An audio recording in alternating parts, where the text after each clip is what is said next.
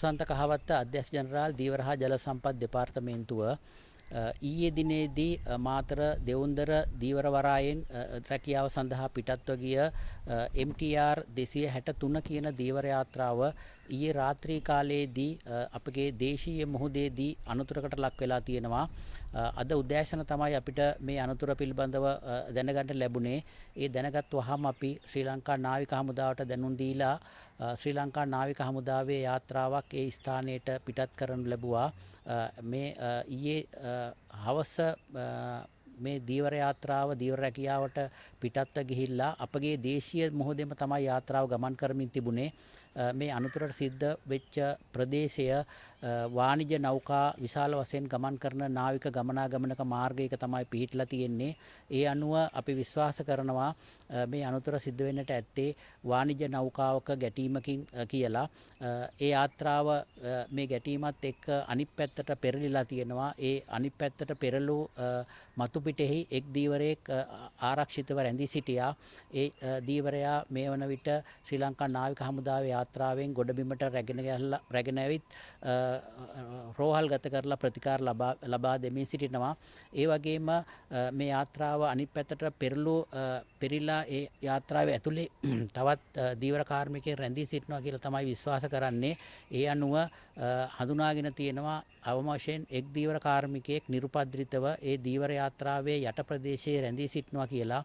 ඒ අනුව ඒ දීවර කාර්මිකයා බේරා ගැනීම සඳහා මේ වන විටත් ශ්‍රී ලංකා නාවික හමුදාව යාත්‍රාවක් එතන රැඳී සිටින අතර ශ්‍රී ලංකා නාවික හමුදාවේ කිමිදුම්කරුවන් ඒ යාත්‍රාවේ ඇතුළට ගමන් කරලා ඒ දීවරයා නිරුපද්‍රිතව බේරා ගැනීමේ කටයුතු මේ වන විට සිදු වෙමින් පවතිනවා.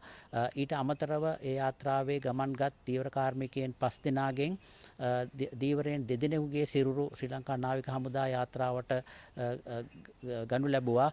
ඒ අනුව එක් දීවර කාර්මිකයෙක් දැනට රෝහල්ගත වෙලා ඉන්නවා. දීවර කාර්මිකයන් 2 දෙනෙක් මියගියන් සිරුරු දෙක හොයාගත්තා. ඊට අමතරව එක් දීවරයෙක් දීවර යාත්‍රාව තුළ නිරුපද්‍රිතව සිර වී සිටිනවා. ඊට අතිරේකව අනිත් දීවර කාර්මිකයා සම්බන්ධයෙන් මෙතෙක් තොරතුරක් ලැබී නැහැ. නමුත් අපි ඒ දීවර මේ නිරුපද්‍රිතව සිටින දීවරයාත් දැනට අතුරුදහන් වී සිටින දීවරයාත් සොයා ගැනීමේ කටයුතු තවදුරටත් සිදු කරමින් පවතිනවා. මේක අපේ විශ්වාස කරන්නේ වෙළඳ නෞකාවක ගැටීමකින් සිදු වුණයි කියලා. ඒ නිසා අපි ඒ වෙලාවේ ගමන් කරමින් තිබුණු වෙළඳ නෞකා පිළිබඳව විස්තර ඒ වෙළඳ නෞකාවල සවිකර තියෙන තාක්ෂණික උපකරණ ඔස්සේ බලා ගැනීමේ හැකියාවක් තියෙනවා. ඒ වගේම අපේ දීවර යාත්‍රාවේ සවි කරලා තියෙන තාක්ෂණික උපකරණ මගින් දීවර යාත්‍රාවේ ගමන් මාර්ගයත් හඳුනා ගැනීමට හැකියාව තියෙනවා.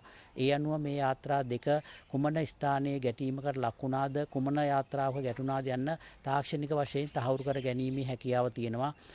මේ වන විට ඒ කටයුතු සිද්ධ වෙමින් පවතිනවා.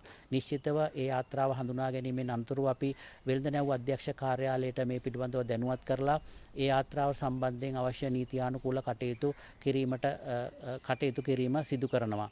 ඒ වගේම මේ වන විට මට ගරු අමාත්‍යතුමා දැනුම් දුන්නා මේ වගේ අනතුරු ඉදිරියේ ඇති නොවන ආකාරයට කටයුතු කිරීම සඳහා අවශ්‍ය නිර්දේශ ඉදිරිපත් කරන්නට කියලා. මොකද අපේ දේශීය මොහොතේම ඊටාම ගොඩබිම සිට ඊටාම නුදුරු ප්‍රදේශයක තමයි මේ අනතුර සිදු වුණේ. ඒ අනුව තාක්ෂණික වශයෙන් යම් ගැටලුකාරී තත්ත්වයක්ද එහෙම නැත්නම් මේ අනතුර සිදු වූයේ කුමන හේතු මතද කියලා හඳුනාගෙන ඒ අනුව මේ අනතුරු ඉදිරියේදී ඇතිවීම වැළැක්වීම සඳහා අවශ්‍ය නිර්දේශ ඉදිරිපත් කරලා ඒ අනුව ඉදිරියේදී මෙවැනි අනතුරු සිදු නොවන ආකාරයට කටයුතු කිරීමට අපේක්ෂා කරනවා. ඒ වගේම ශ්‍රී ලංකා නාවික හමුදාව ශ්‍රී ලංකා ගුවන් හමුදාව යාත්‍රාවක් සූදානම් කරලා තියෙනවා.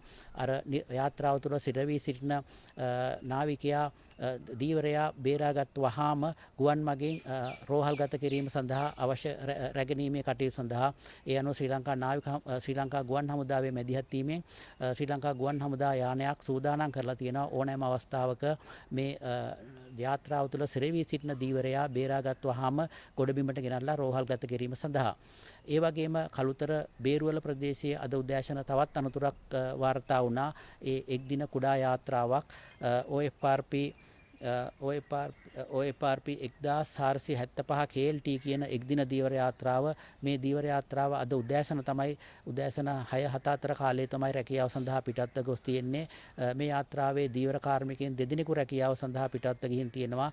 සහෝදරයන් දෙදෙනෙක් විදිහට තමයි වාර්තා වෙන්නේ.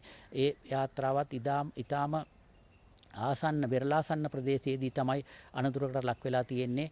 යාත්‍රාවේ දැන්ට වාර්තා වන විදිහට දීවරයෙන් දෙදෙනාම මුහුදට වැටලා තියෙනවා. එක් දීවරයෙක් මුහුදට වැටුණු පසු අනිත් දීවරයා බේරා ගැනීමට යාමේ හෝ කුමන හේතුවක් මත හෝ දීවරයෙන් දෙදෙනා මුහුදට වැටලා තියෙනවා.